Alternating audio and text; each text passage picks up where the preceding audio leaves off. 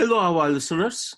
Today we have some new developments, and to talk about these new developments, we have editor-in-chief on the other line, Yavuz Baydar. Hello. Hello, Ilhan. So, as we understand, there are some new developments for Osman Kavala, civil society leader, who has been jailed over a year in Turkey, and still there is no indictment about him. Can you tell us what's going on?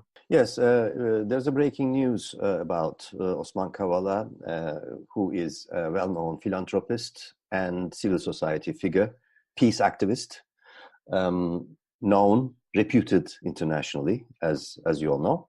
And Osman Kavala is now nominated for Nobel Peace Prize.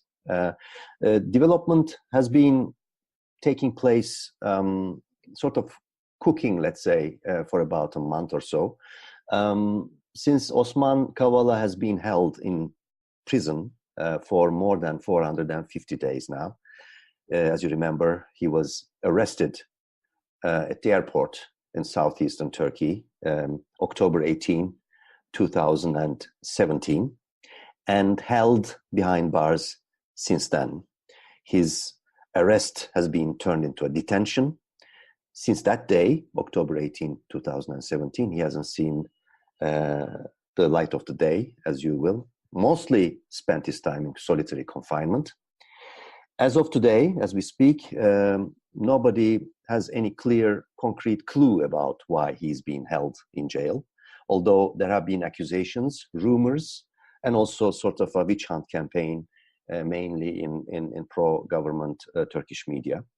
Indicating and claiming that he is the leader of Gezi protests, which took place in mid-2013. And also he's been trying to, quote-unquote, overthrow the Turkish government and the constitutional order. But those are, again, we repeat, are sort of rumors circulating. Of course, it is another indication that the fact that no indictment has been in sight, although 450 plus days have been passing. So mainly the issue was whether or not to nominate him for Peace Prize, which has been always in some people's minds, his friends' minds, those people who knew him from his work, in their minds. But this has become more clear in the past month, and as 2 days ago, some moves have started to take place. It's sort of a campaign to nominate Osman Kavala as a candidate for Nobel Peace Prize 2019. Nomination process is not that complicated, actually. Nobel laureates can nominate, academicians can nominate. Also, foreign policy institutions, peace research institutions, as well as national parliament members, MPs can nominate. But this pattern seems to be sort of collectively organized, and many, as I heard, renowned, internationally reputed academicians are now individually or collectively nominating him.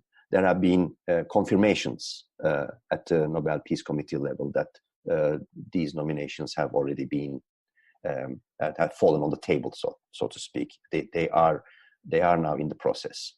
So why Osman Kavala? As I indicated before, for the past quarter century, let's say 20, 25 years, Osman Kavala has played a key role in almost every civilian initiative in Turkey, particularly during the EU reform process times between 2002 through 2000, perhaps 2014, mainly promoting peace, minority rights, democracy, reconciliation. And Kavala has dedicated his life, actually, as a businessman, a philanthropist, his family fortune to domestically, regionally, and with also the grassroots projects. trying to build bridges culturally, socially. And he never lost hope about the peoples of Turkey, inside Turkey, can live together in peace and prosperity, make peace with each other, particularly Kurds and Turks, but also non-Muslim minorities vis-a-vis the Muslim majority. And he's known particularly in his work for peace in the mainly Kurdish southeastern provinces with campaigns, but also, as we all know, a sort of rapprochement between Turkey and Armenia, and reconciliation and peacemaking between Turks and Armenians in Armenia proper, inside also between the Turkish Armenians and Turks, and on Cyprus as well. And also, depot activity. Depot is one of the NGOs that he established, as much as Anadolu Kültür, another one, the main one. This activities also were about human rights, cultural collaborations, encompassing the Southern Caucasus, the Middle East, and Balkans. So, by any account, Osman Kavala is the figure of peace and reconciliation. Of course, he's given the situation that he's in legally. He's one of those badly, severely affected underdogs, quote unquote, due to this systemic crisis in Turkey, where, according to many international human rights organizations, rule of law has collapsed almost totally, where justice is not to speak of, and at least 35,000 people, approximately, according to Human Rights Watch, 20% of all the inmates are more or less categorized as, quote unquote, political prisoners.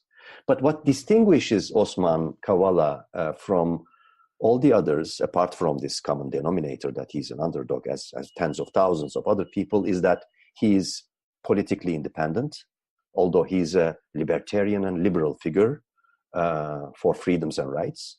And he is a businessman, benevolent philanthropist, and he's always dedicated his work on building and strengthening the Turkish civil society. So in many ways, these people who nominate him argue that he is, if anyone from Turkey, the symbol for peace and reconciliation. So that seems to be the reason for this process. And what I hear is that there will be tens of academicians, many politicians, and several institutions which will join to this campaign. So we are breaking news here. Osman Kavala, civil society leader, businessman, who has been jailed in Turkey, is Nobel Prize nominee. You know him very well, and you explain his work. He has been spending his life on peace initiatives. For those listeners who do not follow Turkey very closely, so why Turkish government is after him then? Well, Turkey has been a stage for an immense witch hunt and polarization in the past 5 years, mainly. And there have been almost no distinction in the arrest campaigns and crackdowns on the opposition, dissidents, mainly intellectuals and politicians, even human rights defenders, such as people affiliated with organizations like Amnesty International, have been affected by it. And there have been massive arrest waves. And as I said, nearly, according to HRW, Human Rights Watch, 20% of the prison inmates in Turkey are now readily to be qualified as, or categorized as political prisoners. And Osman Kavala is one of them. And the reason why seems to be purely on political level. The government and the palace, symbolized by President Erdogan, does seem to be determined to crash the entire opposition blocs across the table right now, which many fear will be ending up in a sort of a pure police state, party state type of regime.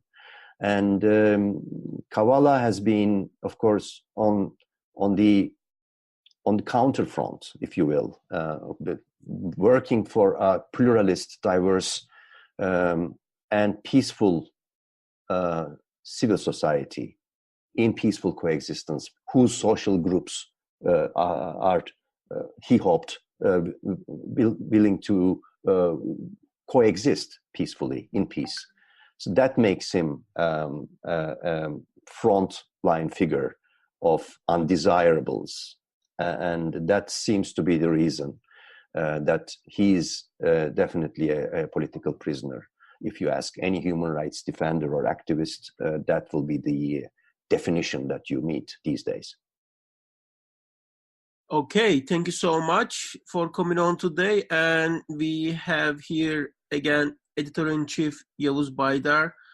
And first time we are hearing that Osman Kavala is going to be Nobel Prize nominee.